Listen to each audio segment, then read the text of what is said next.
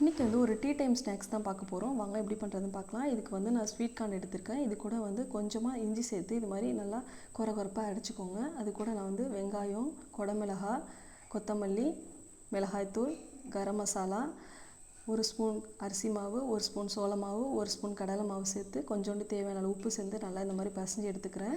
இந்த மாதிரி நீங்கள் வடை மாதிரியும் தட்டிக்கலாம். நான் இந்த ஷேப்பில் எடுத்துக்கிட்டேன். இந்த மாதிரி நான் எல்லாத்தையும் ரெடி பண்ணி எடுத்துக்கிட்டேன்.